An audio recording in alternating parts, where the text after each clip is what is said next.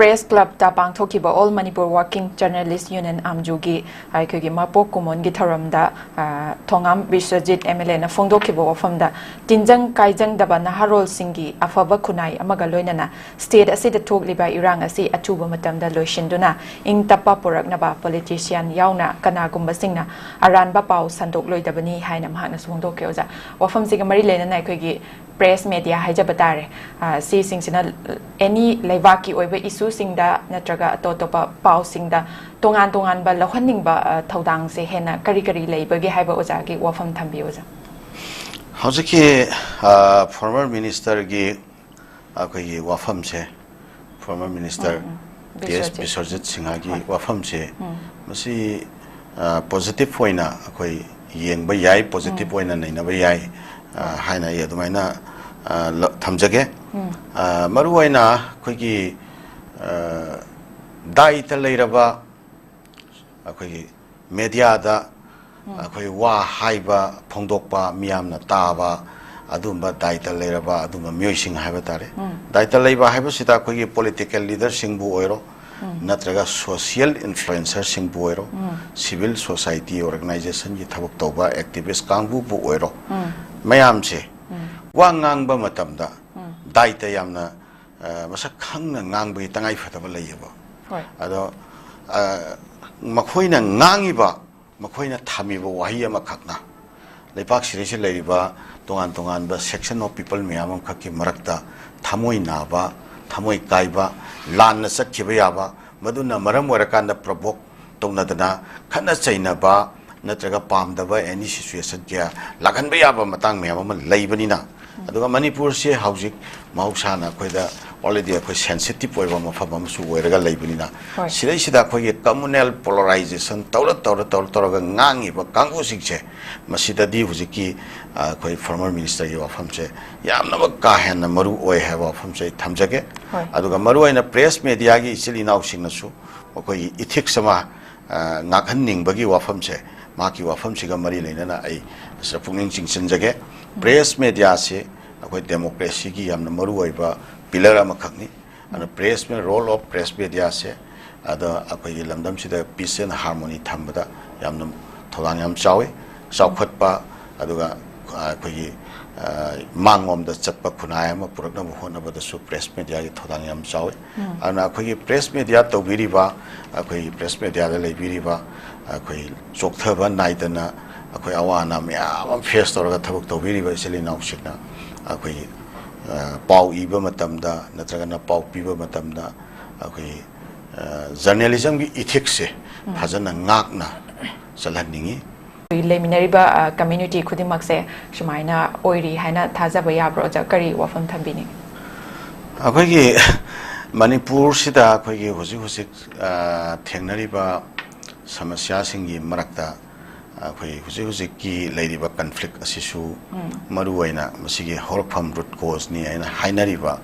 adum wafam singi marakta oiba wafam ni akoi gi hanagi akoi former chief minister na thambikri wafam se ana masi mayamna dum hana mamangdagi masi wafam se khangnaraga la aba haitare ni illegal migrant ga mari leina ba issue ado drug cartel singa mari leina ba issue se handaki violence conflict se masigi akoi kari haba tare akoi prime moiba cause amane ba masisi masigi matang sida akoi compromise to roi haba adugi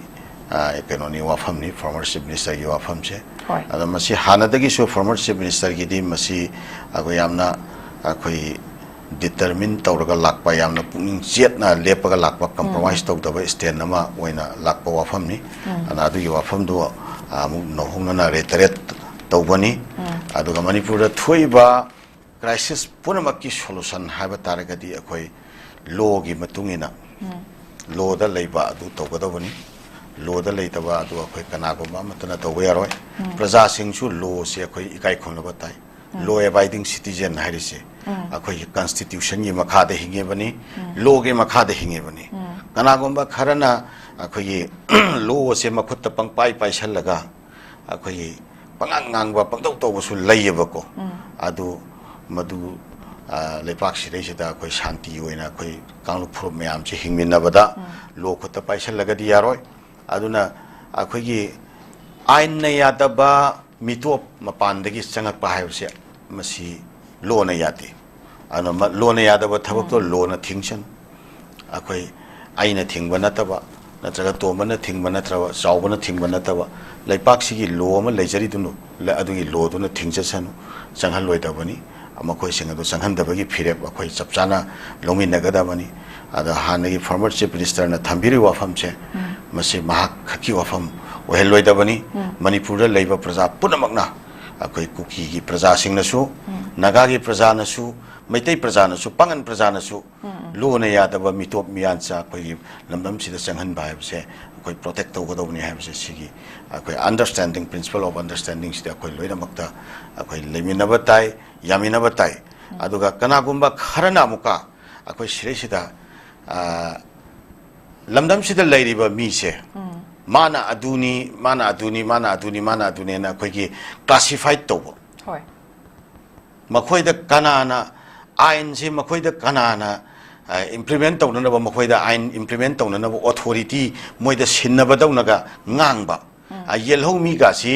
मखोइना ओइना येलहोमी की कैनोगासी justification गासी तौबा अदुंबा आयाम कन्नदी हाइदे हाइनिंगदबनी अखोइ सुम अवायखम सुम तानगदौरे ना खलगा हाइदे हाइनिंगदबनी अदो level दु याम नेमग्रे पांगनगी मरमदा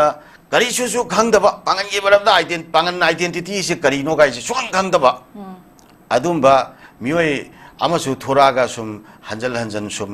repeatedly सुम तौरी याम उसितबा पांगन कांगु से माइ खुया दपकपा उफुल उनाइ दौनगा खलगा ngang मोंग दौना सुम तौरी मसी सुम हेंजलागदि अमा चौबा याम sensitive ओइबा issue ओइरकनी लेबाक मियाम न मसी याम फजना मतम चारिंगदा हारिबा मियोइसे मसी फजना चेक तो होबन फनी अचौबा सेंसिटिव ओइबा इशू ओइरकनी पांगन से फागी फरांग दौना माइ खुया दपकपा उफुल दौनगा सुपगा ngange पांगन से लनफानी का हाइगले अरे पांगन से कनोनी 1606 दा लाकपा इलीगल कनो इमिग्रेंट्स नि का हाइगले पांगन की मरम द ओरिजिन सु खंगदबा पांगन कदाई दि करमाइना तौरगा एक्जिस्टेंस पांगन की एक्जिस्टेंस लमदम सिदा लेरपनो हाइबगी पुआरी सु खंगदबा लमदम सिदा अदो सिरेसे येलो मिनी मोइना लमगी मपु ओइबा याब्रका हाइबवान चिंगबगा तवे सिगुम्बा आइन खुत्ता पाइरगा पंगांग ngang लमजिगी मपु आइनी गाइना तौबा मा करी ओइरिगेबा मा मसासे करी ओइरिगे हाबनि द मा कनानो आइबसे लेपाक्सिगी मियामना मुन्ना खंगबा गाक्तनेबा अला खोइ लेवल दु अतवाइ द कुमधरगा वांगांगबा पामदे याम हार्मोनियसली अखोइ लेबिनरी बेचिल नाउसिंगसे लेरिबा हार्मोनियसली लेमिनबे मोमेंटम से कायन निंगदे अदुना यारगदि मसी सेक एंड बैलेंस सम दरकार लेयना रोइबोइना आई थमजगे नेक्स्ट टाइम सुमाइना सुम रिपीटेडली तौरागदि अखोइ तंगाइ फदना अखोइ आइन की ओइबा चपचाबा थवा अखोइ पाइखननबा अखोइ थरंग तोरकनी